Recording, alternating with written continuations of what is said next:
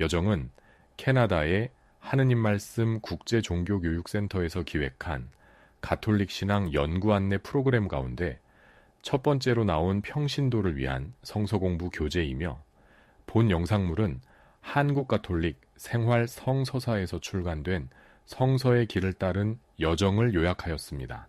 이 교재는 교회에서 보편적으로 받아들여지는 연구 결과에 바탕을 둔 표준적인 이론들과 주석을 채택하였습니다.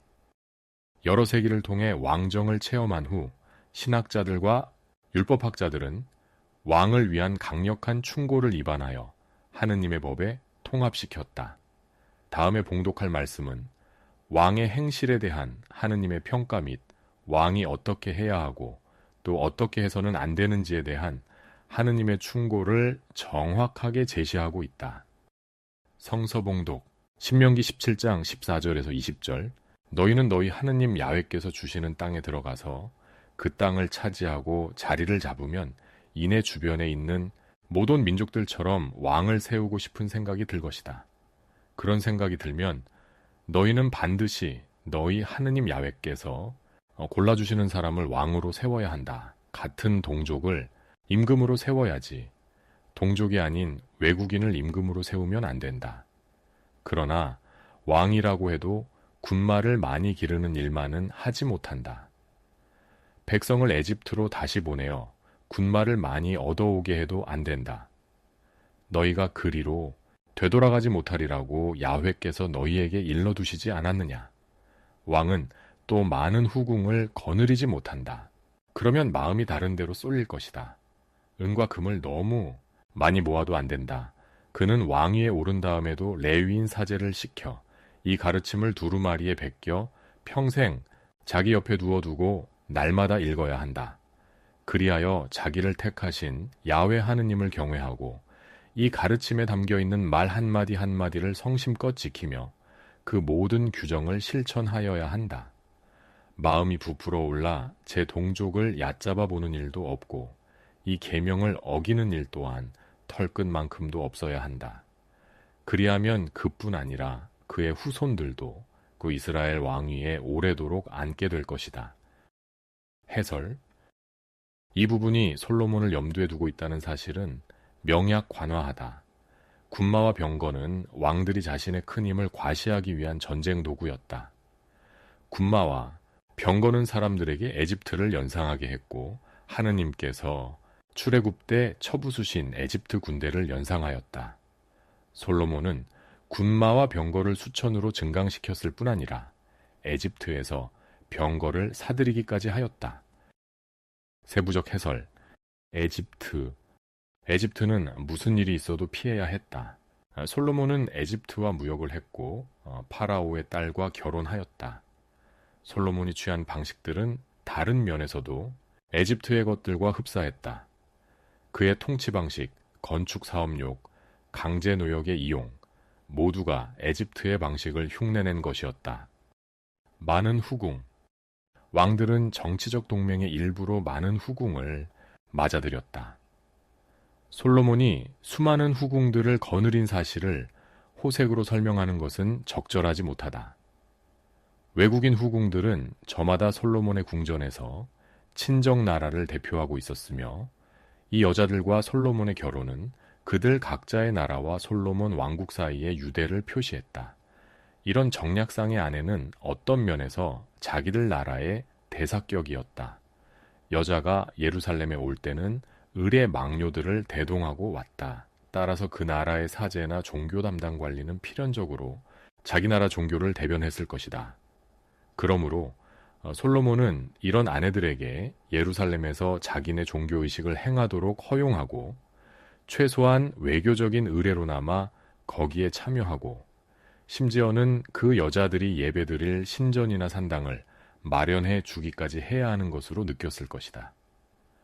솔로몬의 이 같은 무분별한 외국 종교 수용은 그의 치적 가운데 가장 해로운 측면으로 간주되었다. 그것은 실로 수치가 아닐 수 없었다. 왜냐하면 그가 외국의 예배의식과 가나안의 예배의식에 참여함으로써 자기 백성들에게도 그렇게 하도록 부추긴 결과가 되었기 때문이다. 은과 금을 너무 많이 모아도 안 된다. 솔로몬은 더 많은 금을 모아들이기 위해서 실제로 띠로의 히람에게 갈릴리 지방의 성읍 20개를 내주어야 했을 정도로 많은 양의 금을 모았던 것이 분명하다. 왕이 개인적으로 너무 부유해지면 안 된다고 하는 이 경고에는 사회정의에 관계되는 암시가 함축되어 있다. 왕이 관리들과 상인들, 그리고 갖가지 귀족 계층들로 이루어진 상류 부유층이 일반 대중의 희생을 대가로 치르면서 형성되는 것만 아니라면 부자가 된다는 것이 그다지 비난할 만한 일은 아닐 것이다. 그러나 솔로몬과 부에 대한 그의 애착에 도움을 준 모든 왕들은 부유층과 동시에 비참할 정도로 가난한 빈민층을 만들어냈다. 율법은 군주제가 유도한 불의에 대항해 싸웠고 또 예언자들은 질기게 부자들의 낭비를 단죄하고 빼앗긴 자들의 권익을 옹호하였다. 잠깐 생각해 봅시다. 지혜와 정치 외교 능력, 문학과 건축에 대한 재능 등에 있어 경쟁자가 없을 만큼 탁월했던 솔로몬은 그 공적의 높이만큼 기다란 그림자를 남겼으니 성공 못지않게 실패 또한 컸던 것이다. 일찍이 야훼께서 왕을 두고 사무엘을 통해 하신 경고가 그에게서 이루어졌고 백성들은 솔로몬으로 대표되는 민족적 영화를 위한 대규모 강제 노역의 대가와 특권 계층을 위한 희생의 대가를 치러야 했다.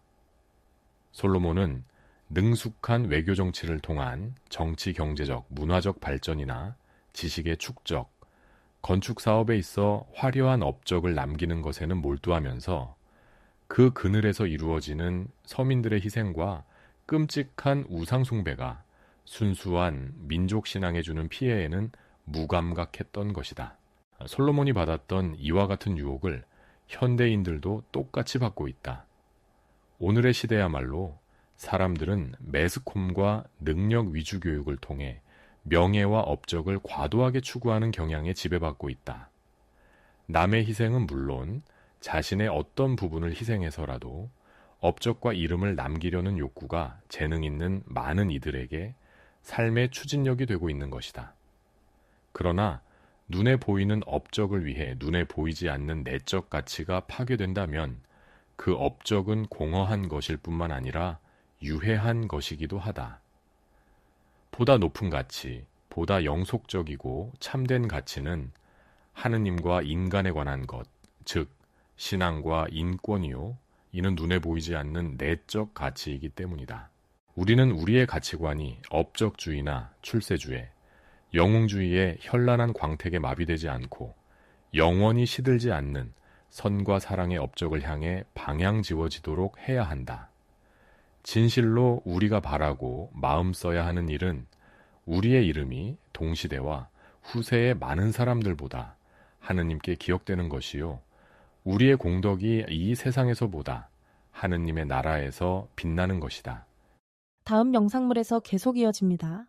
구독 신청으로 함께 해주세요.